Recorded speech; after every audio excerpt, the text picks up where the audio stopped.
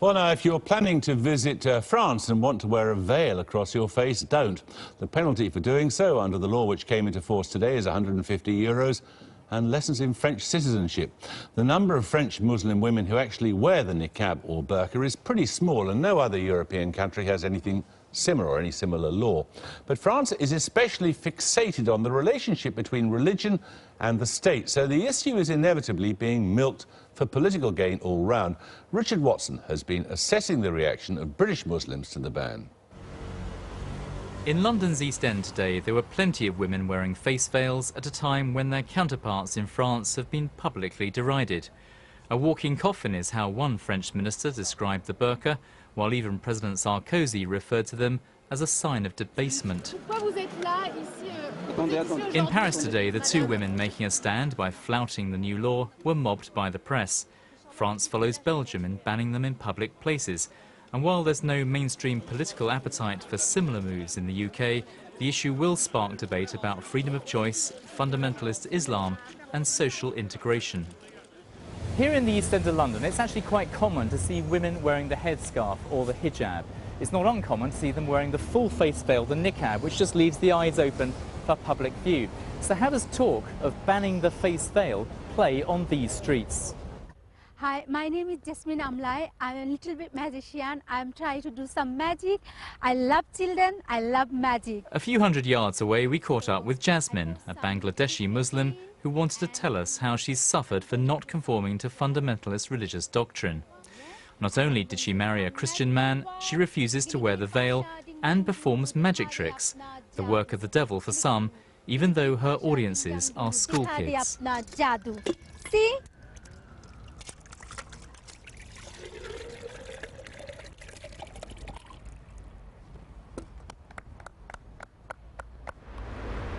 She thought coming to London a decade ago would free her of social pressure, but elderly men and some women have been coming into the shop where she works, making it clear they disapprove of women dressed like her. I'm wearing one dress, like, you know, this design, and the man, when I'm give the chance, the man told me, "Why are you showing your body? You're showing your body?" I said, "Look, this is not your business. Please control your eye." And that's time the gentleman is very angry and my body is shaking. How many times do people actually come into your shop and raise this with you? Yeah, it's 5 to 6 times directly, and sometimes they do indirectly. And this two lady told me, "When you open your hair, you know, if some other person look your hair, you going to hell." Some of her Muslim critics have even complained to her employer, who supports her. But she's been left badly shaken by what she sees as intimidation. Honestly, I'm also worried about my job. But I'm not going to leave this area. I'm fight for this because I'm no criminal. I'm not doing anything bad. I'm not going to be wearing burqa, and I'm not going to be wearing like this long gown. No, I like what I want, and I'm not doing any crime. Whoever wants to come and join us outside, please do. Some Muslim groups argue that any obsession with face covering is a pre-Islamic cultural practice with no support in the Quran. Controversially, one academic, an imam from Oxford, chose to burn burqas to prompt debate.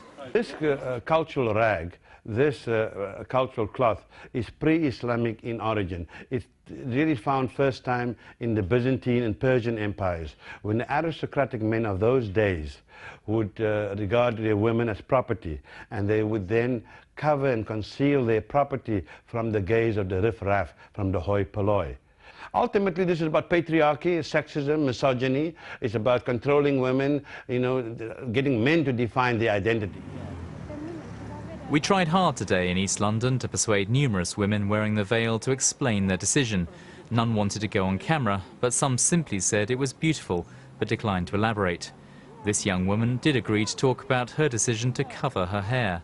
Why do you feel it's necessary to cover up? Because if you don't, it's like, I don't really know. It's more by, because we've been taught that since we were young, that you're meant to cover up so that you're not seen like as too westernized and stuff. But we just do it out of choice, to be honest. So can it ever be justified to limit a citizen's choices if they don't directly harm others for the sake of cultural cohesion or liberation of a larger population. The French clearly believe so, but critics here think they've got it all wrong. I want to engage as a British citizen, as a Muslim, as part of my society. I happen to wear this covering and don't believe that niqab is an obligation. However, there are some women, through their own religiosity and their own personal spiritual journey, who do. Let's allow them to do that. Let's allow them to engage as citizens and ask them to give back to society. But let's not alienate and isolate this very, very small number of women because we think we know best. But those who say they're experiencing cultural oppression have a different view. I think Britain need to ban the burqa immediately. Immediately. It is the high time. It is high time. Otherwise, it's like a disease. It's like grow quickly, and it is the high time. Jasmine faces local criticism for her dress sense, her Christian husband, and for the magic tricks she loves performing for children, in perhaps the most multicultural city in Europe. The question is, would banning burqas help? Well, we're joined now from Washington, D.C. by the Egyptian journalist and lecturer Mona El-Tahawi. Here in the studio is Sam Harris, whose new book, The Moral Landscape, argues that religion is a failed science. Let's discuss, first of all, what it is legitimate for the state to tell people about what they may or may not wear. Mona El-Tahawi, do you think the state is entitled to tell people they can't wear certain items of clothing? Well, the state does all the time. The state tells you that you can't leave your front door naked because you'll be arrested for indecent exposure. And many states here in the US make a point of saying that you can't have 3 or more people in a public place with their face covered. So as far as France is concerned, I believe it's the right thing to ban the face veil in public. I just believe it's done by the wrong people because I believe Sarkozy and his government are racist. But they're the right wing and I oppose them. I oppose the burqa or the niqab because it's imposed on women by the Muslim right wing. So I take a stand against the Muslim right wing as well, which loves to tell women how to dress. Sam Harris, do you think the state is entitled to tell people how they may or may not dress? Well, yeah, Mona makes a good point that clearly we do this in any case. You're not free to take off your pants in a market or a restaurant. That's on grounds of offence to other people. That's not on grounds of religious expression. Well, I think there's something quite sinister about this religious expression. Oh, you find it offensive, do you? Do you find it frightening? No, it has nothing to do with being frightened. It has to do with a recognition that some significant percentage of the Earth's women and girls are being forced to live their lives. Forced? You know they're all being forced, do you? No, not all. My point is you don't. No, some clearly are forced, and the issue is the coercion of women and girls. Now, this concern is only slightly eased when you can find a few women who say they're not being forced. I think we should be slow to take their word for it, given how coercive the environment actually is. Well, we're now joined by Tariq Ramadan, who's in the studio in Detroit. Tariq Ramadan, do you think the state is entitled to tell people what they may or may not wear? No, I think it's quite clear that this is a political decision which has nothing to do with what we are talking about. We are acting now against the freedom of expression, freedom of religion for the people. I'm not for the niqab. I think it's not an Islamic prescription. But if we want to solve the problem, this is not the way forward. It's a question of educating people from within the community. But now you can't understand what is happening in France. And this decision, if you don't put it into the context that you have populist parties and far-right parties that are gaining ground. And this decision is a political decision targeting 2,000 women and telling us it's about religion and freedom of expression. This has to do with the political atmosphere, which is very, very negative in France today, as well as, to tell you the truth, what is happening in Europe. It's very, very worrying for all the European citizens, not only the Muslims. You see, Mona El-Tahawi, you support this ban on the burqa or the niqab. Would you also support a ban on covering the hair on women's heads, for example? No, I wore a headscarf. I wore a headscarf for 9 years. I chose to wear it and I chose to take it off. The difference is the face. The difference is the fact that the niqab dangerously equates piety with the total disappearance of women.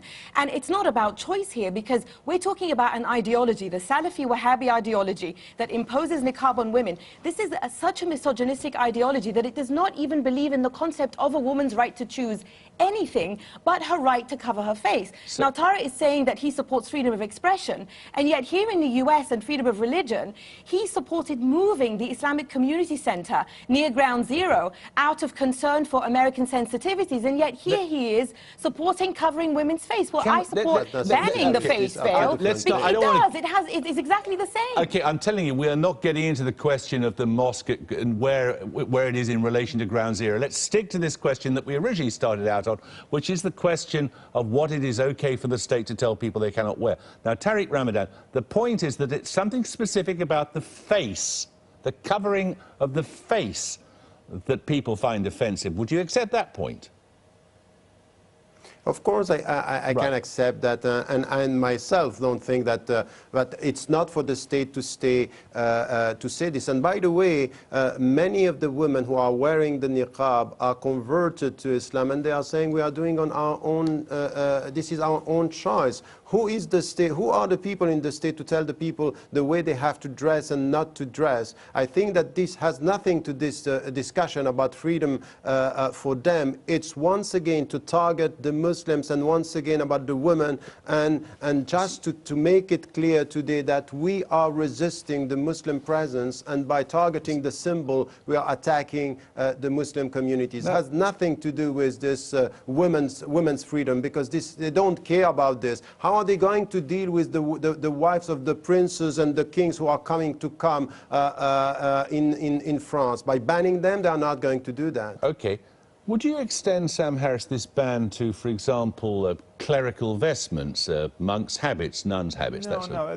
Why not? This doesn't really have to do with the outward signs of religion or with clothing. This is Mona raised some background concerns that are really the issue. We have a culture that treats women like the sexual property of men in some very basic sense. It diminishes their worth. Their worth is explicitly diminished, and this is an outward sign of that captivity, which is genuinely problematic for people.